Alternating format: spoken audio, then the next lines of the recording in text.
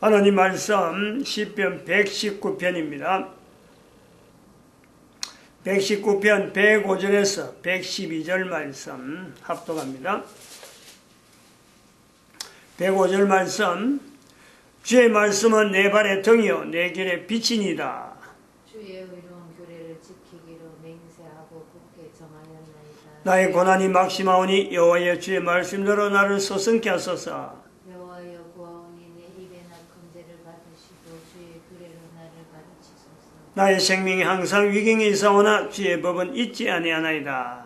악인이 나를 해하려고 올무를 놓았사오나 나는 주의 법도에서 떠나지 아니하였나이다. 주의 증거로 내가 영원히 기업을 삼아사오니 이는 내 마음에 즐거움이 됨이니이다. 내가 주의 윤례를 길이 끝까지 행하려고 내 마음을 기울였나이다. 아멘. 주의 증거로 111절 주의 증거로 내가 영원히 기업을 삼았다. 마음에 이는 내 마음에 즐거움이 됨이니이다. 주의 증거로 영원한 기업을 삼았다는 거고, 그리고 분명하게 흔적이 있는데, 그래 보니까 마음에 즐거움이 있어서 주의 증거를 영원한 기업으로 삼았다. 우리가 이 노동시장, 교회 노동시장 개입에 아주 중요한 표현이 되어집니다. 영원한 기업으로 삼았다. 영원한 기업. 교회의 노동시장 개입은 교회가 온 인류에게 영원한 기업으로 불려지기를 바라는 그런 요소가 있습니다. 그걸 지향하고 있어요. 지금은 교회가 무슨 온 인류에게 영원한 기업으로 되겠느냐 하고 그런 어떤 자세가 의아할지 모르지만은 적어도 2012년 이후로 지금 대한민국에서 교회의 노동시장 개입을 외치는 데는 인류가 앞으로 살아가는 데에는 반드시 교회가 지금 일정한 어떤 틀을 만들어가는 이 구조 속에 인류가 분명히 들어가지 않으면은 고통이 온다. 그러므로 오늘 본문 말씀하는 111절에 내 마음의 즐거움이 되는 요소가 있으니까 교회가 온 인류에게 영원한 기업이다 하고 될 것이다 하고 분명히 이야기를 하는 거죠. 그런 요소가 있다는 거예요. 왜냐? 그 요소가 그냥 단순히 머릿속에서 아이디어로서 만들어서 그런 건 절대 아니에요. 성경에 근거하고 인류사 전체를 근거하고 분명한 흔적들, 그 내용은 이미 다 다른 데서 다 발표한 거, 그걸 지금 노동시장 안에서 지금 정리하고 있는 거죠. 그러면 이거 증거를 대라. 얼마든지 증거될 수 있습니다. 오늘도 그런 증거가 나올 수 있는 요소가 있는데, 주제는 교회의 노동시장 개입. 제일 처음에 우리가 이게 이제 교회의 노동시장 개입하고 이게 좀 오래돼가지고 조금 하면 상기시켜야 될 부분이 있습니다. 교회 노동시장 해갖고 국가사회에 어떤 식으로 기여할 거냐. 그래가지고 이제 시작이 된 게 고용률 향상, 노동시장 질적 개선, 사회 보장 안정성, 이거 나오죠. 모계사회 지향, 그 다음 국제 빈민계층 네트워크, 이런 식으로, 이거는 국가사회면 국가사회, 전체 어떤 단위별로 해서 이런 것이 조직화가 되겠다. 그런 걸 이야기했는가 하면, 그 다음에 두 번째는, 이제 요거는 대국가사회고, 개인의 이제 어떻게 할 거냐. 요거는 지금, 그렇습니다. 요거는 70인 유튜브에 1004에 184에요. 184. 돼 있고. 그 다음에는 189에 70인, 아까 내가 찾아봤는데 1004에 189는 이제 개인 참여죠. 구체적으로는 189에 노트해놓은 거 보면은, 삶의 질을 개선하면서 통일하겠다. 그 다음에 반드시 11조 회원을 두겠다. 그 다음에 직업상담사, 국가 자격증, 고용률 향상하는 데 천병으로 삼겠다. 그 다음에 품질관리 업무를 지원하겠다. 고용 사각지대를 양성화하겠다. 사각지대를 양성화시켜서 고용화를 촉진하겠다 하는 그런 내용에 여기 이제 189의 그 내용의 개인입니다. 개인. 그리고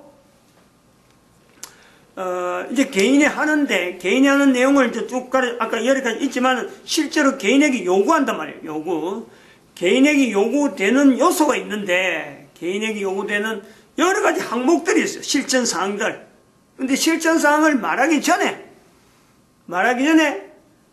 참여되는, 요구되는 삶의 질이라. 그래, 여기 이제 1번이라 그러면, 개인화를 1번을 했으면, 요걸 1번을 했으면은, 이제 2로 해가지고, 삶의 질, 요구되는,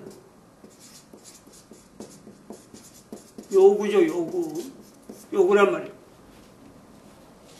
그래, 그래서 삶의 질을 했는데, 삶의 질에 이제 요 삶의 질에서 첫 번째, 풍성에 어떻게 대처할 거냐. 풍성할 때. 내가 많을 때 어떻게 대처할 거냐. 이런 내용.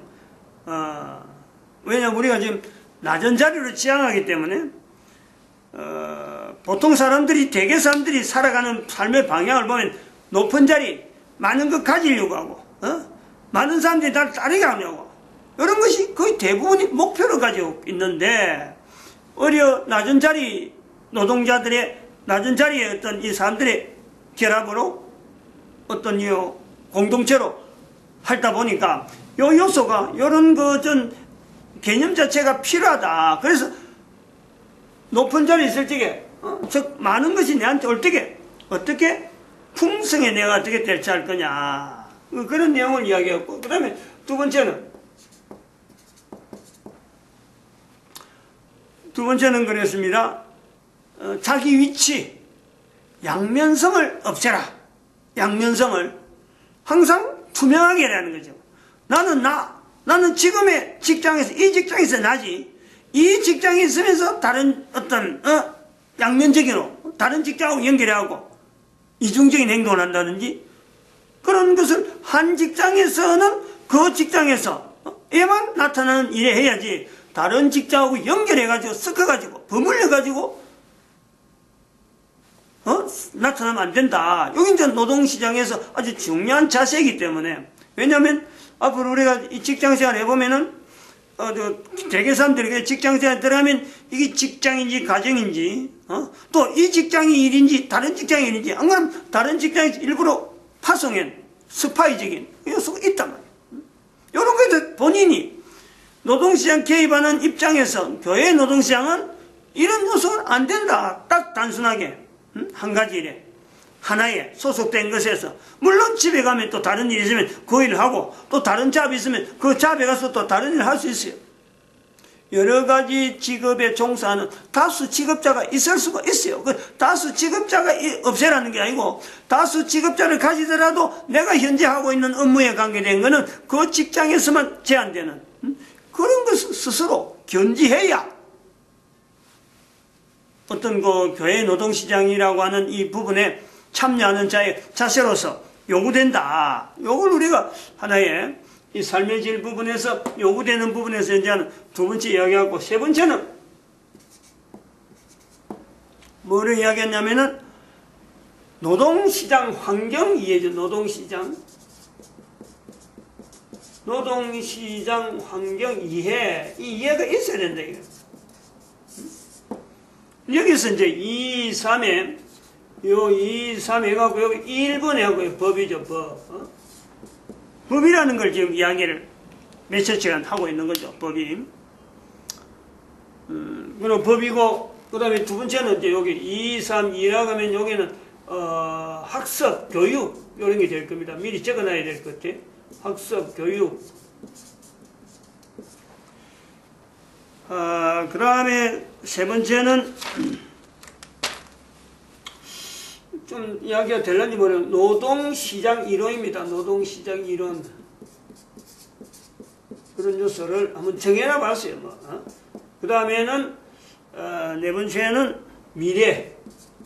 미래형을 어떻게 볼 거냐. 노동시장의 미래형 미래를 어떻게 볼 거냐 하는 내용, 이런 내용을 이런 개인이 참여를 하고 있지만은 이런 내용은 어느 정도 보편화되는 서로 간에 그 정도 수준은 우리가 다 같이 공통적으로 공유하는 내용이다 하는 이런 말이 나올 수 있는 그런 내용으로 지금 들어가는 거죠. 아직까지는 법입니다. 법을 두는데 법을 두면서 우리가 이 법에는 말씀했습니다. 법엔 무슨 종류가 있느냐 처음에 이야기할 때 법에는 성문법이 있다. 성문법 1번에 성문법이 있다. 그 다음에 2번에는 관습법이 있다. 그리고 3번에 또 다른 법이 있다 그랬어요. 법이라 하는 요새 그 대개 사람들이 이게 법인 줄 모르고 있다는 거예요. 법의 항목으로 보는 거로 안 보는데 교회의 노동시장 개입에서 이걸 법으로 본다. 그래서 이걸 조세라 그래. 조세. 세금 내는 게 법이라는 거지. 법. 법으로 이해라는 거예요. 그 탈세락하는 이런 내용은 이거는 법을 어기는 거지 내 돈을 안 내는 게 아니에요. 이걸 이해를 해야 돼. 그 조세 부분, 즉 국세라든지 지방세라든지 이런 법으로 정해놓은 세금 거두는 거는 이거는 법의 또 다른 성문법은 성문법을 다루는 것은 주로 우리가 성문법, 관습법, 조세법 여러 개가 돌 적에 성문법을 다루는 사람들은 우리 주로 그 사람들도 법원계통이에요. 법원계통. 또 성문법을 많이 만드는 사람, 입법은 정치하는 국회의원이 되고 또 성문법에 의해서 이렇게 통치하는 사람들을 우리는 행정부라 이라는 게 주로 이게 성문법만 우리가 법인 줄 알고 있는데 실제로 관습법은요 이건 더 포괄적으로 있단 말이에요. 관습법을 이야기할 때에 관습법에서 나타나는 내용에 우리가 가장 아까 예를 들어서 법원이 성문법을 한다면은 관습법은 누가 제일 구체성이 있느냐? 바로 의사들이 그래요. 의사들. 의사들이 사람 몸을 다루는데 이거는 법에 일반 법에 안 나와요. 성문법을 할 수가 없어요. 이거는. 즉 의사들이 의술로 해서 제대로 내려오는 기술의 전술에 의해서 이게 하나에 계속 행해지는데 이게 나름대로의 틀이 있잖아요. 틀이. 아무나 뭐 의사라 그래갖고 아무나 면허 주지 않지만은 또 면허 받았다고 해서 아무나 가서 안 한다고요. 철저하게 훈련받고 철저하게 그 법에 인체에 대한 여러 가지 어떤 나름대로 인턴십 과정을 거친다, 레지던트 과정을 거친다 하는 이런 과정을 거쳐서 비로소 의사로서 활동할 수 있도록 이렇게 하는 거는 바로 이 관습법이라는 거예요. 관습법. 이걸 인식을 해요. 관습법. 법을 왜 성문법을 하느냐? 또 관습법을 있느냐? 조세법을 한다. 조세법을 해가지고 가장 보편적인 어떤 직업군이요. 직업군하고 연결하는 거 아니에요?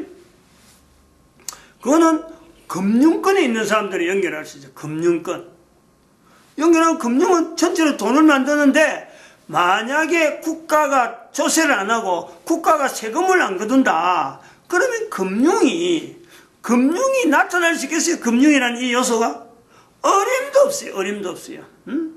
국가가 국가가 조세를 통해서 어떤 돈에 어떤 들어오고 나가는 것, 국민들 전체 흐르는 이 돈의 흐르는 것을 어느 정도 통제함으로, 그러니까 은행이 여기에 맞춰서 기능이 나올 수 있는 거죠. 이런 국가의 법이라고 하는 이런 내용을 가지고 이걸 객관적으로 보다 현재 내가 볼 수 있는 내용으로 법을 분석해 볼 수 있는 시각을 지금 알리는 거죠. 뭐 법원에서 있는 판사들이 있다 그래서 판사들만 하는 게 아니라 그거는 사법부다, 입법부, 행정부도 있다. 그건 성문법이다. 그리고 의사들 관습법을 해서 의사들이 할 적에 의사만 있느냐? 의사만 있는 게 아니잖아요. 교육이라는 제도에 들어가는 수많은 제도들, 그 참여하는 사람들 전부 다 인간을 다루는데 인간을 다루는 그 구체적 들어가는 그 여러 가지 내용은요, 법으로는, 성문법으로는 가당치가 않거든. 접근을 못하는 거예요. 그리고 조세법으로 나오는, 조세법에서 조세하고 관계되어지는 그 금융계통으로 들어갈 때에 그 금융을 다루고 있는 사람들이 눈으로 드러나는 소위 말하는 제도권 안에 있는 사람은 금융을 하는 사람이 아니잖아요. 집에서 사촌을 한다든지 여러 가지 뭐 보이지 않는 돈으로 서로 간에 개인적으로 주고받고 빌려주고 이래 하는 이런 요소들 어마어마하게 많이 있어요. 개인도 내가 돈을 얻어서 어디 수입을 했다. 그러면 그걸 가지고 내 나름대로 계획을 짜고 하는 이런 거요. 전부 다 조세라고 하는 이 법에 다 비춰볼 수 있는 금융권의 제도에 다 비춰볼 수 있는 요소가 다 있단 말이에요.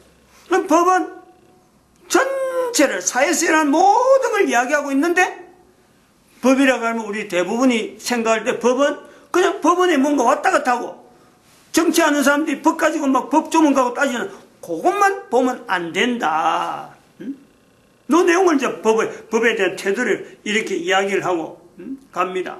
그런데 지난 시간에 이야기한 내용이 그러잖아요. 이거는 국가법이라는 거죠. 국가법. 국가에 있는 법의 체계를 적어도 세 부분을 볼 수 있다고 해도 국가에 대해서 법체제에 대해서 국가라는 것은 법이 있기 때문에 국가가 운영되는구나 하는 정도로 연결한다 그러면은 국가법도 미치지 못하는 국가법이 미치지 못하는 개인이 가져야 될 개인뿐만 아니라 국가라고 하는 자체도 모든 법이 사실은 이 법에 맞춰가야 되는 초점을 둬야 되는 그런 법이 있다. 그거는 그렇게 보려고 하는 시도하는 거는 국가의 법에 대해서 이걸 객관적으로 볼 수 있는 시각이 훈련이 많이 돼야 그래야 비로소 보이는 거예요.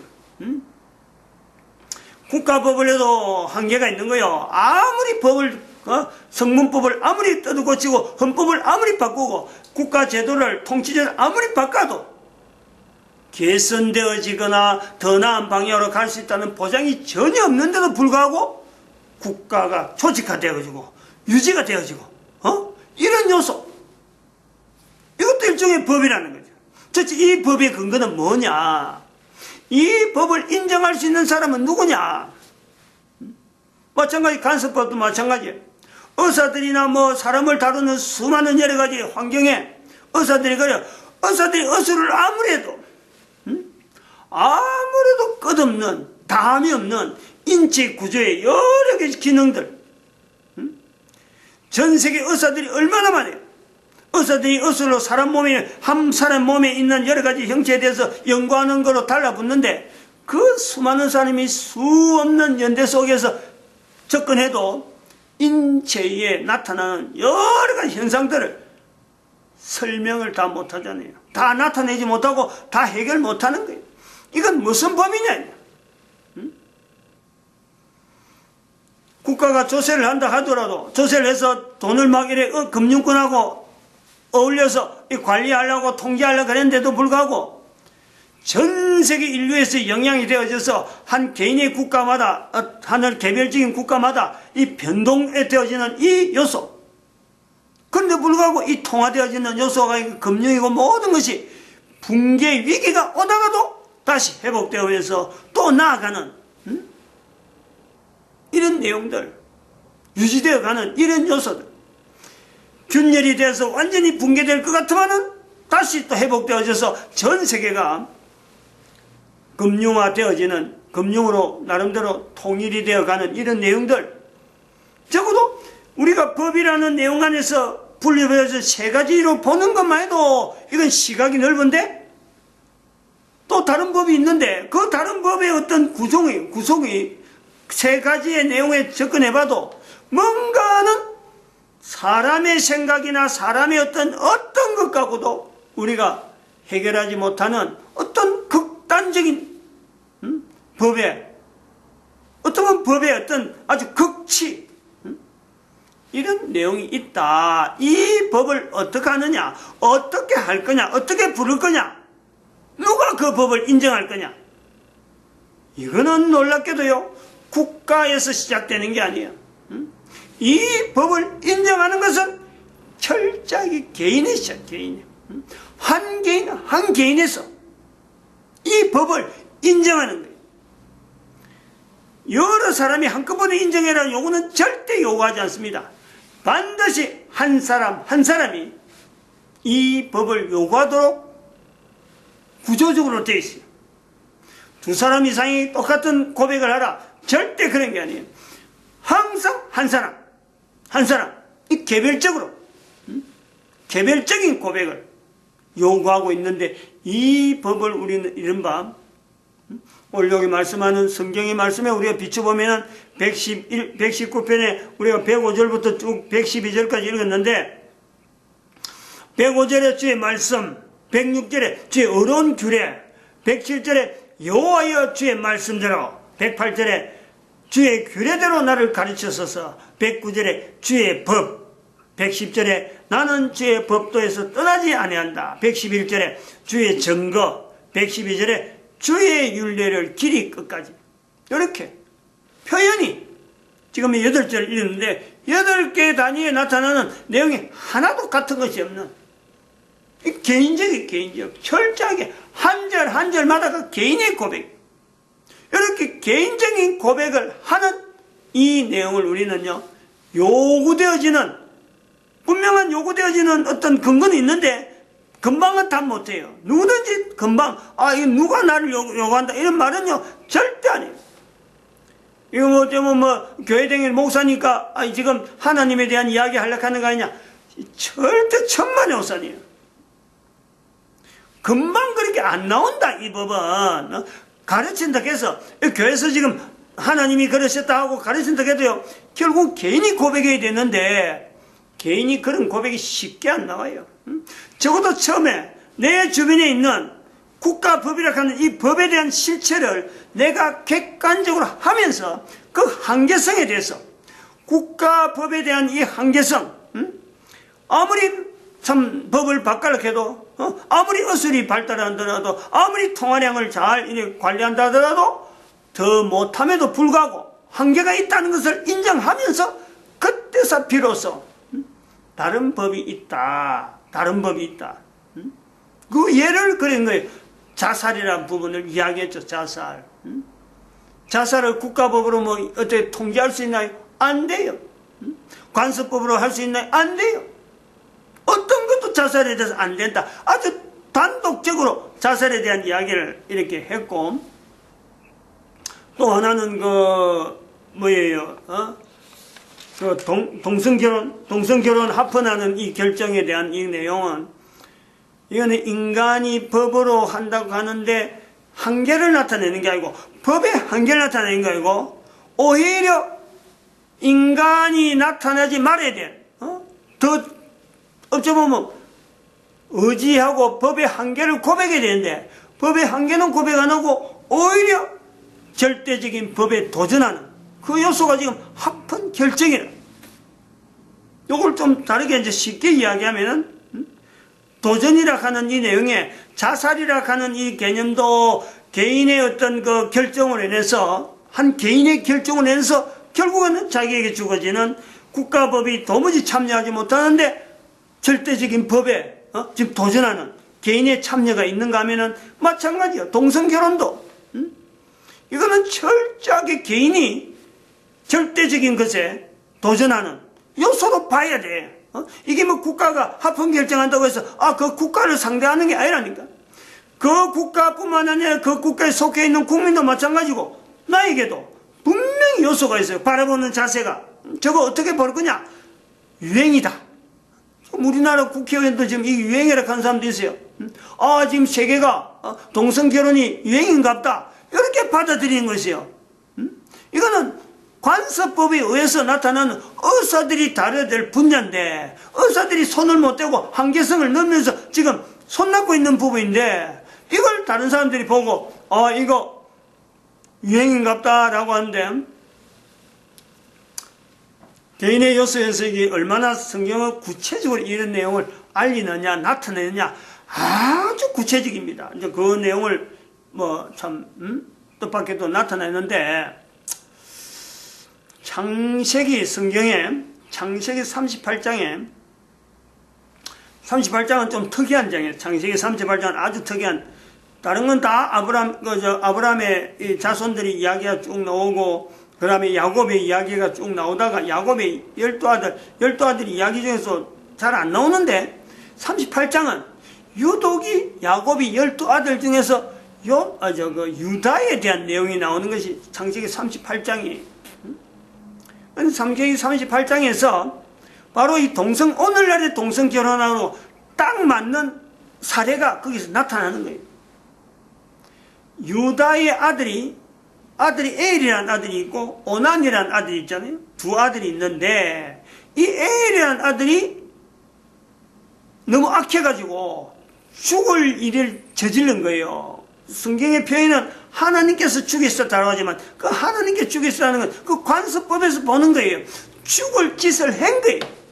죽을 짓을 했으니까 보통 사람 같으면 안 죽는데 죽을 짓을 해가 죽었다. 아마 몸에 성병이 걸렸든지 아주 지독한 도무지 의술로는 못 고치는 그 질병에 걸려서 죽은 거예요. 그 사람들이 보고 아이고 저런 질병을 사람들이 일찍 죽으니까 하나님이 죽이셨다 하고 그냥 보편적으로 갔는데 그걸 걸러서 하나님이 치셨으므로 죽였었으므로 죽는 거예요. 근데 그 둘째 아들이 그 유다 땅에 그 당시에 그들의 하던 그 관습에 오면 형이 가지고 있던 아내가 있어가 형이 죽으면은 남자 동생이 형의 아내를 형수를 맞이해서 형의 뒤를 이어서 씨를 다음에 자손들 있게 하는 법이, 그래서 자손들을 계속 번식시키는 목적으로 형의 형수를 취하여 아이를 낳게 해야 돼요. 그게 법이란, 관습법이란, 문서법이 아니에요. 관습법인데 이 오난이라는 사람이 동침하러 가가지고 남자로서 그 기능이 나타날 때 이것을 형수에게 배설하지 아니하고 그냥 땅에다가 배설해버려요. 그래서 이 아들도 하나님이 죽이시는 거예요. 그거는 거기서 죽이는 것은 바로 하나님이 죽였다. 형이 죽은 거는 형이 병으로 죽은 거로 되는데 여기는 바로 하나님께서 그 행위가 악함으로 지난 시간에 우리 아이들 동성 결혼 같은 요소가 아니에요? 자손이라고 하는 이 자손이 이 땅에 오는 데 있어갖고 개인이 그 자손을 죽이는 바로 그 현장이란 말이에요.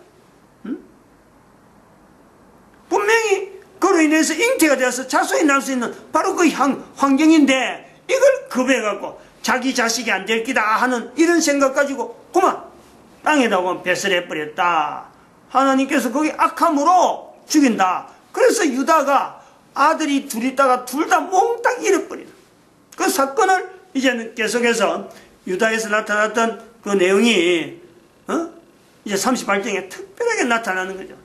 그런 기록이 있는데 성경에 있는 이 내용이 이렇게 오래전에 수천 년 전에 있었던 내용을 지금은 동성결혼으로 나타나는 이런 시각, 이런 걸 같이 보려고 하는 거. 여기 아까 말했지만 주의 법, 내가 하나님 말씀 속에서 이렇게 되어지는 내용을, 나는 이 내용을 성경의 기록은 열었는데 사실은 지금 현재 상황을 열었네, 같이 보는 거예요. 같이 이런 내용을 보려고 하는 자세. 그럴 때의 성경이 나의 주의 법도 나의 걸어가는 데에 아까 말했지만 영원한 기업, 주의 법도에서 주의 정보로 내가 영원한 기업을 삼는다 라고 하는 요소가 내 삶에 구체적으로 나타나는 하나의 법으로서 성경의 자리가 있다. 근데 그 성경도 늘 이야기하지만, 항상 이야기하지만, 성경도 이건 사람이 적은 거지. 사람 사이에 일어나는 하나님의 섭리나 하나님께서 또 나타내는 법도 속에서 나타낸 내용은 사람이 표현할 수 있는 범위에서 표현한 거지.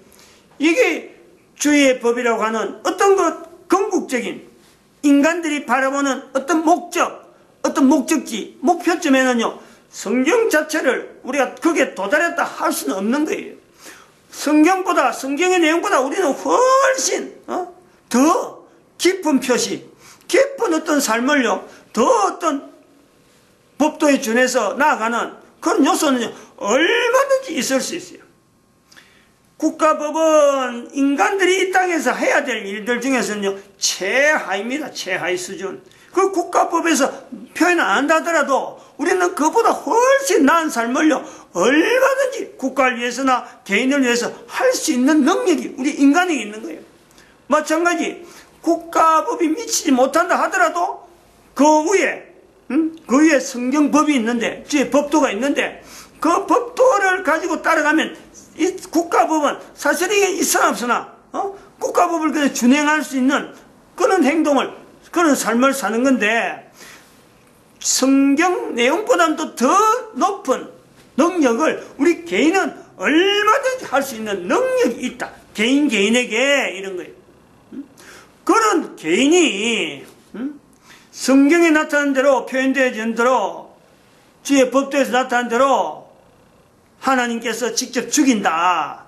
그걸 붙잡아서 아이고 너는 그러면 이렇게 하면 안 되겠다 하고 하는 그 생활하는 거하고, 그런 그게 안 걸리고 더 높은 생활하는 거, 그런 것을 우리가 성경에서 얼마든지 비춰볼 수 있단 말이에요.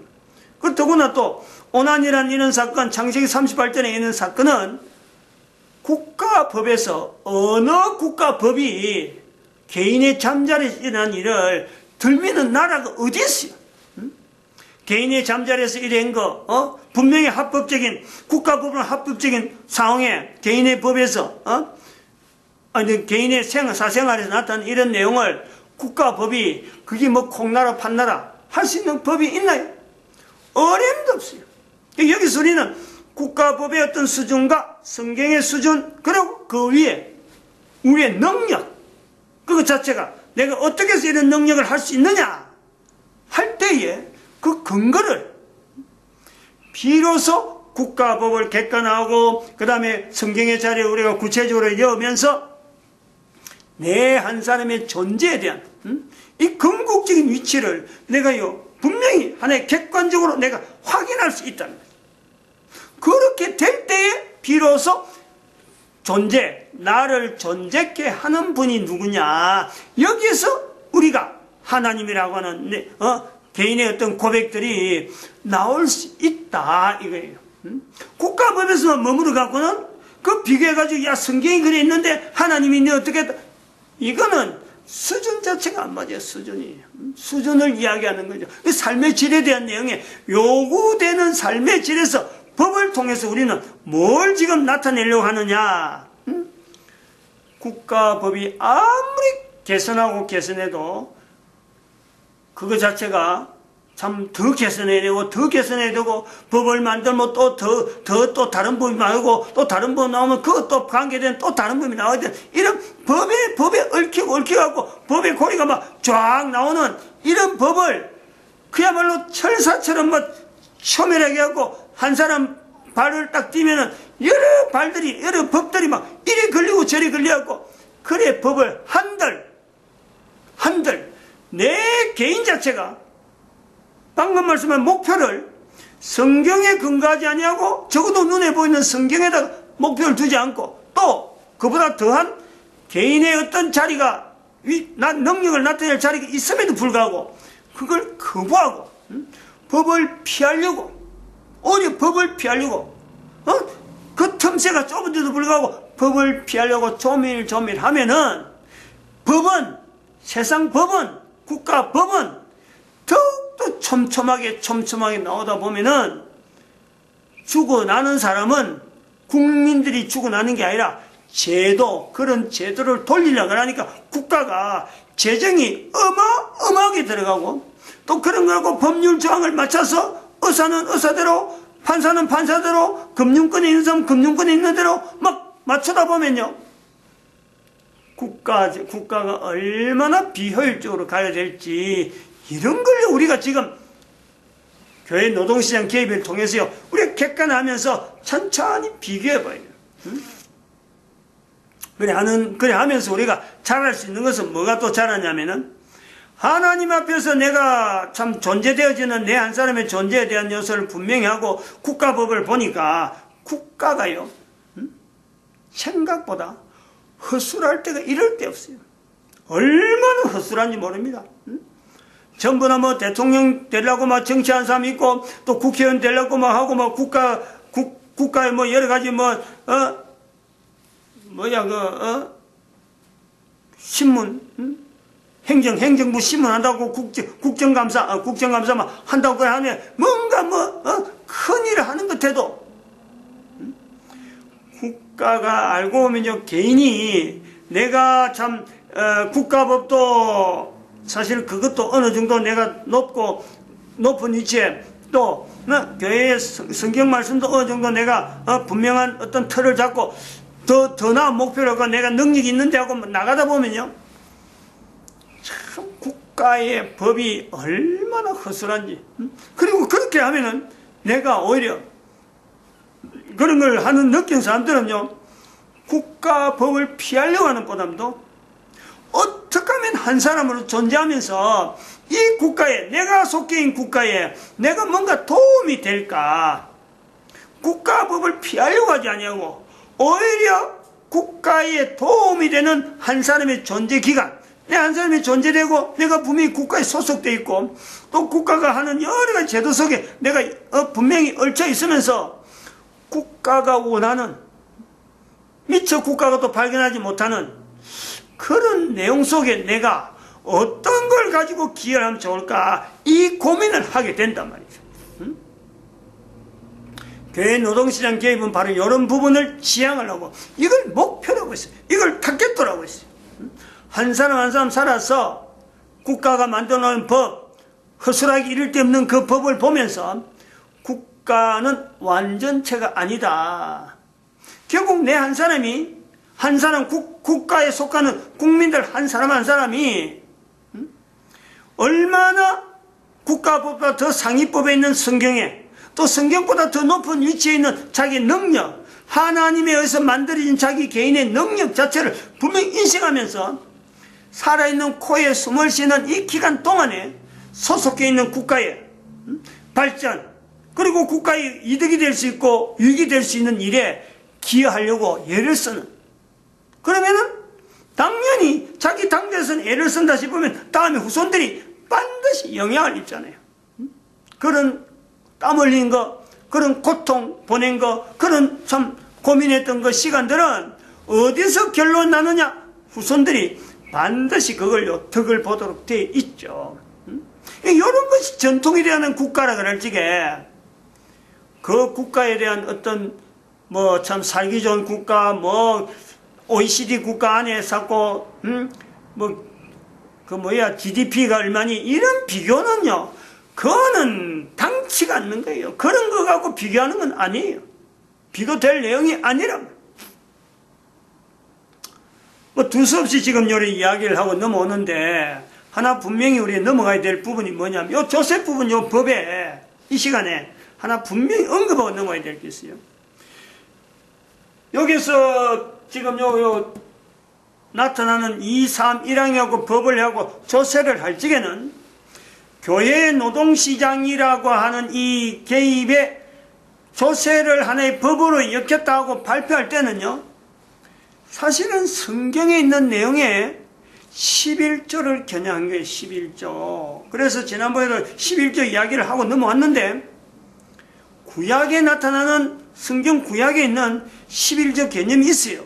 아브라함 시대도 11조가 있고 저 말라기에서도 11조가 있는 거예요. 이 11조 개념을 가지고 교회에 들어오는 사람이 하나님 앞에 헌금을 해서 내가 하나님 앞에 지금 현재 존재하고 있는 것에 대해서 쓰고 있는 모든 것 하나님의 것인데 그 중에 일부 쓰고 하나님께 돌려드립니다. 하나님께 썼다는 표시를 나타낸 내용이 11조.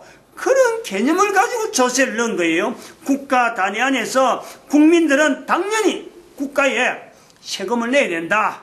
이런 요소가 있단 말이에요. 근데 왜 이 시간에 이 이야기를 좀 강조를 하냐면은,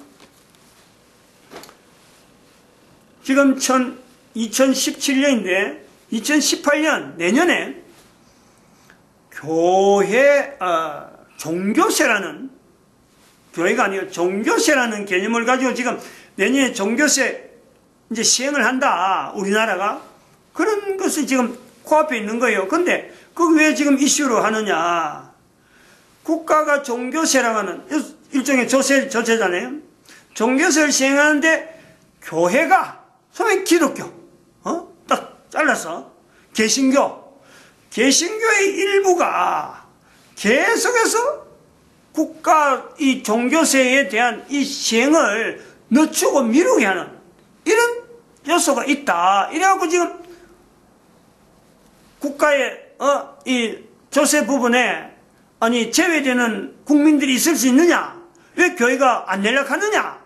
이렇게 해서 이 국가 종교세 시행에 있어 가지고 마치 교회가 이를 전혀 세금 내는 거하고 전혀 반대 입장에 있는 것처럼 지금 형식이 그래 돌아가고 있어요. 여론이. 그래서 제가 지난 주간 이걸 준비했는데 인터넷에 줌의 인터넷 ZUM의 나무 위키에 종교세 부분에 있는 자료를 내가 한번 쪽이래 자료를 발췌를 했어요. 그래서 수정된 날짜가 그때가 2017년 11월 15일 날짜로 수정됐다. 이렇게 최근 수정 시각이라고 적혀 있는데 이 종교세 부분을 쭉 보니까 제법 양이 많아요. 양이 많은데 우리나라에 지금 개신교 신자 중에서 이 종교세를 반대하는 사람이 누가 있느냐 하고 상세하게 해놨어요. 그래 보니까 납세 중인 종교가 있고 그리고 교파가 있고 납세 의향이 있는 종교 교파가 있고 그리고 납세 거부를 그리고 납세 거부 또는 유예를 주장하는 종교 교파가 있다. 그래 있는데 납세 중인 교단에는 이거는 개신교 일부 교회는 거의 대부분 납세를 하고 있어요. 납세 의향이 있는 교회 중에서는 지금 현재 예장통합은 시행을 하면 우리 교당이 예장통합이에요.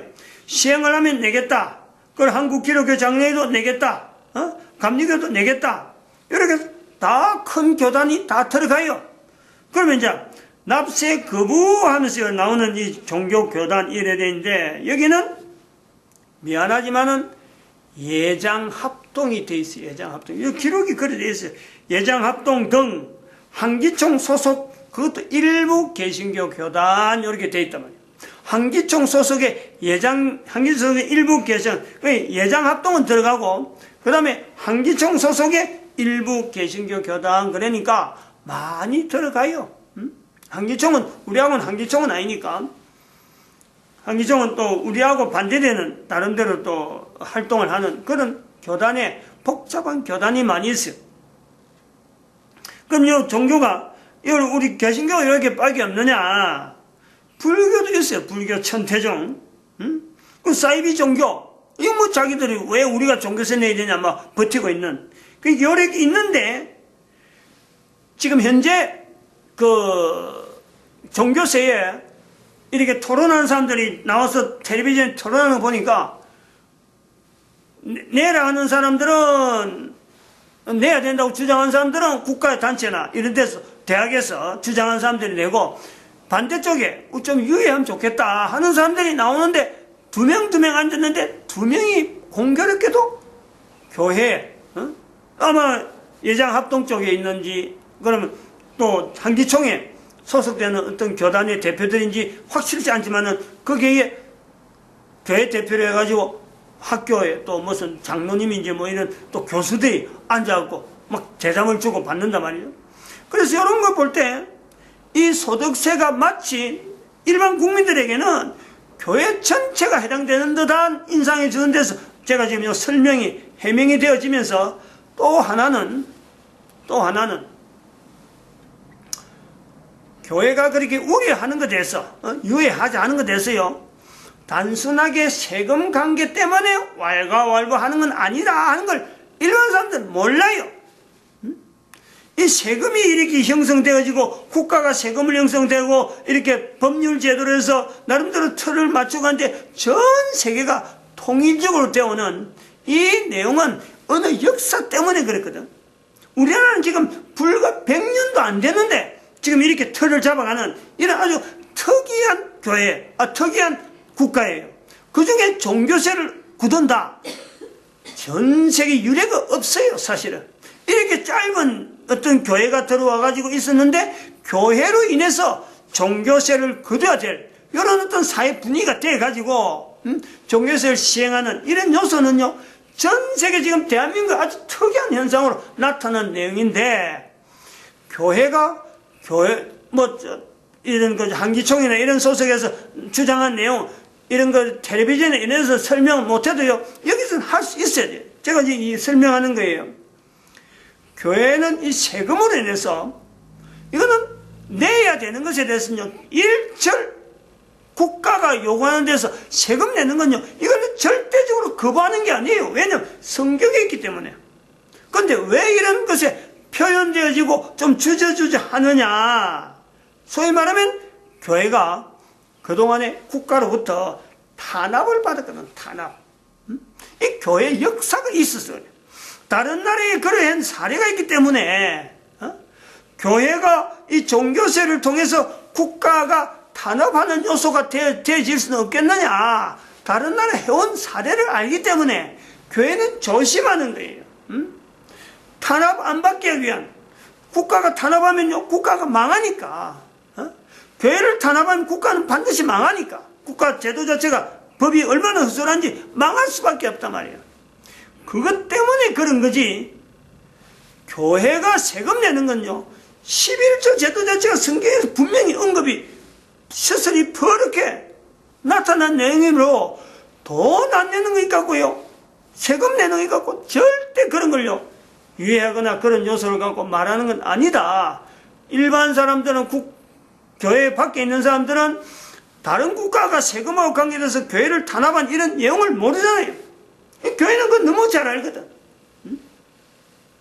나름대로 이것이 이제 변명 아닌 변명이라 하면서 우리가 지금 조세를 할 때는 그런 이런 그 교회 소득세 이건 아니 종교세 이건 전혀 고려하지 않고 원래적인 내용에 하나의 법으로 봐라 라고 하는 내용에 접근한 거고, 이 차이를 종교세 이야기는 지금 금년 들어서 지난주인가 언젠가 잠깐 언급하는 것 때문에 내가 이야기를 했지. 우리가 지금 여기서 법의 속에서 성문법, 관서법, 조세법 이 세 가지 법에 대한 인식은요, 교회 노동시장 들어가는 사람들에게 대해서는 이건 철저하게 아주 몸에 배이는 그런 자세가 필요하다 하고 말씀드리고 싶습니다. 마칩니다. 기도드립니다.